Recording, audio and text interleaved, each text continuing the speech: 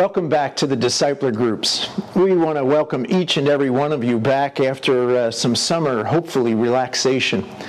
You know, God is a wise God and said to us, on the seventh day, take rest. And we can see that in its literal perspective, but I also want to imagine that as also seasons of rest. And I think summers are great times to take seasons of rest. Beverly and I had some wonderful vacation time this summer and hope that you've had some as well. We're also planning some seasonal rest this fall and into the spring and winter. And I encourage all of you as clergy to continue to take some seasonal rest as well and to really allow God to replenish. So glad you're back and looking forward to the fall Discipler sessions. Today we've got a great Discipler session planned. We're going to do some time of reconnecting after the summer, and some groups are going to have some new people in them, and so we just want you to take some time to connect today and to really come together and begin to build the bonds that will help you during this year in our Discipler groups. Another area we're going to look at today in the Discipler groups is evaluation. I know when we hear the word evaluation, sometimes internally we just go, ugh. And I've had that same experience over the last several months when I was evaluated. I know my spirit just said, ugh. But after that experience, and after going through some evaluation, some good, healthy evaluation, one of the things that I began to realize is that there are some things that I can do to be a better leader. And some of the feedback that I've been receiving is very critical and important for me. And so my hope is that each of us will look at evaluation as an opportunity of how God is speaking to us and what we can do with the messages that God is sharing with us and how we can build on our strengths and continue to grow in those strengths, and also look at other pieces of our leadership and how we can grow those pieces as well. This fall, as we engage in evaluation, I encourage you to have an open spirit and an open heart. I know that we've got outstanding clergy here in the Baltimore-Washington Conference, and there is so much positive and so much good happening, and I want to see each of you build on that. And I want each of us to be open to what God is calling us to in the future. So I invite you to approach these evaluations this fall, and as we work with it today, to be open to what God has to say to us. Also, Chris Holmes, a guide on our Annapolis district, is going to be talking more about some of the feedback that we've received from you about the Discipler groups. We appreciate the feedback. It's going to strengthen this whole process, and we're grateful for what you're sharing. So again, we're glad that you're back. What I hope more than anything else is that you've had a great summer and that you're planning some seasons of rest in the fall, in the winter, and in the spring also. And that we all be open to what God is sharing with us and how we can continue to be great leaders for Jesus Christ.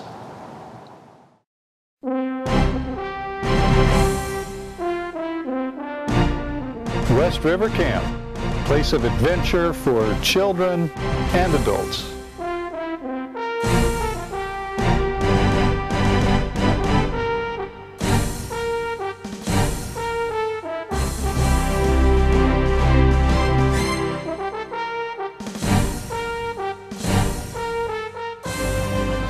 Hi, I wanted to start by thanking you all who responded to the Discipler Group survey from last May, because we got some really good input from you, lots and lots of good ideas, and some thoughtful kinds of comments. I know there were 58 pages of comments. I know because I read all 58 pages. The really big news that came out of that is that 80% of you say you're supportive of the discipleship adventure and discipler groups. When we took this survey a year ago, half of you said that you were benefiting from your discipler groups. We took it this year, 2/3 of you said you were benefiting. Not bad. You know, one of the things that you all were very clear about in giving us the feedback is how much you enjoy the peer group experience, like being together with your colleagues, sharing ideas, learning from each other. And really, discipler groups at the heart are a peer learning opportunity. So that's the part we're going to turn the dial up on this coming year. Some of you also said you wanted to stay in your discipler groups from last year. But because of the redistricting and because we're trying to get people in area groupings where they don't have to travel as far and use so much gas, there's really quite a bit of restructuring of the groups for this coming year. Another thing you told us is that the discipler group material has been improving over the last couple of years, and that you appreciated that, but it's got some distance still to go. So, and you know, you also said, fix the technical problems. Fix the problems with projecting this stuff. And yeah. You're right. You're right. We're working on that. In fact, most of our discipler groups this year are going to meet in churches that already have the mounted DVD kind of projection capability. Some of you said too that you want more out of your groups. You want to go on retreats. You want to share your life stories, even do case studies. You know, one of the things that we had hoped when we started discipler groups a few years ago is that pastors would actually take the material back to their local church and use it there, maybe even start discipler groups. What we found, though, is that that was not happening. And what we really had hoped is that laity would have a chance to learn about some of the same things pastors were learning, like the principles of dealing with conflict in the church, honor, disrupting and aligning around a vision. We want them to hear Kirby John Caldwell talking about vision in the church. So what we're doing is pitching this in a whole different way. The idea is you'll be able to go to your discipler group in the morning, and if you like something that you see there on the DVD, you would be able to go home that afternoon, download it onto your computer from the conference website, and show it at your administrative council meeting later that evening. The sessions will be 12 minutes long, and the downloadable sessions and the introduction will be geared for the laity, not the clergy.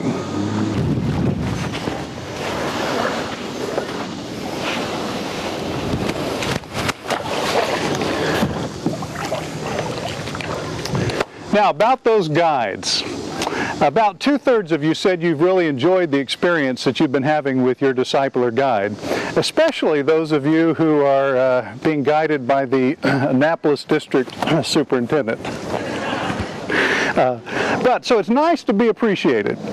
But you also said that it's important to you for your guide to get the kind of skill training that will help them be better in doing their coaching role with you in the church. And so all of our guides this year are going to go to coaching boot camp. It's being sponsored by the largest international coaching organization in the world, and will be actually taught by professional coaches, the basics of fundamentals of coaching. And then we're going to be practicing those skills every month for the rest of the year. You know, there's a whole shift in the conference these days of trying to lean in to be more relational, to try and be more helpful to local churches. We really do want to be helpful to you. It's not our goal to waste your time or to waste our time. So you may not believe this or not, but sometimes when we call somebody, not everybody gets these kind of goosebumpy all over, sense of elation every time their guide calls. I know, it's hard to believe. If you're one of those persons, you're going to get to actually negotiate with your guide what really would be helpful for you.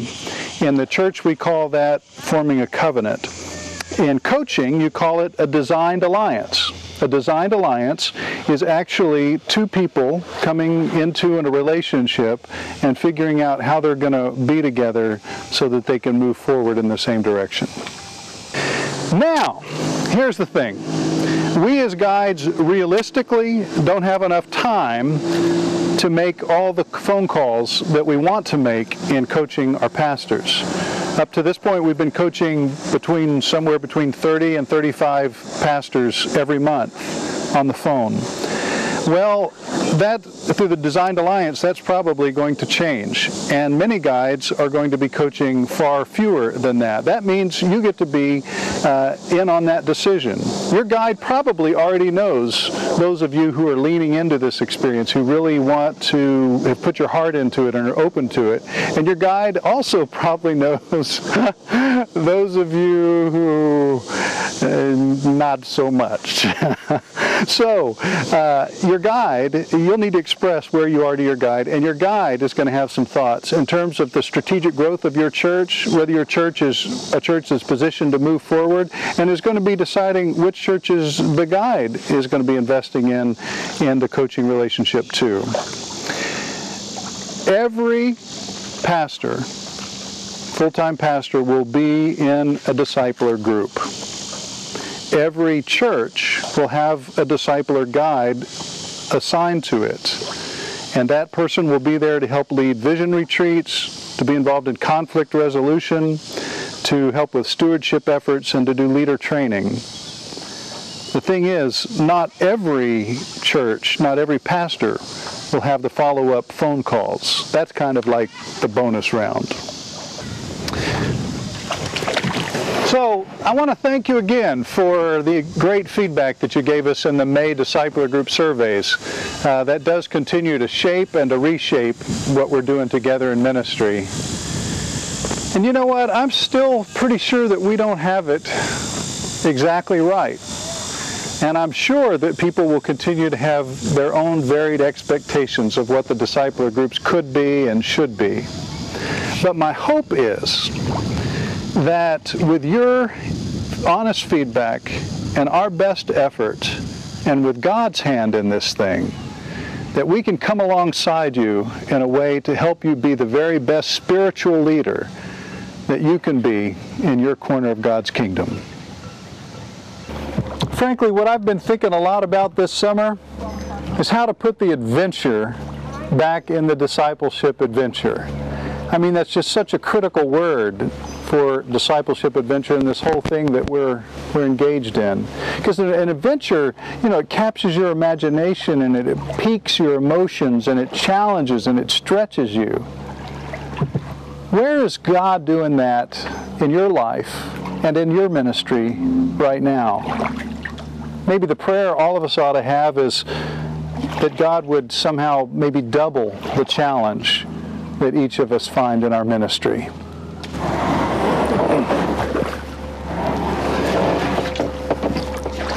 Maybe too many of us have just become shopkeepers, just dusting the shelves and keeping the shelves stocked for our customers. So let us start back with the discipleship adventure this year, kind of open to the great, big, fat, risky, wet your pants and take your breath away kind of adventure that God has in store as God grows Acts 2 congregations and grows disciples of Jesus Christ for the transformation of this world we live in.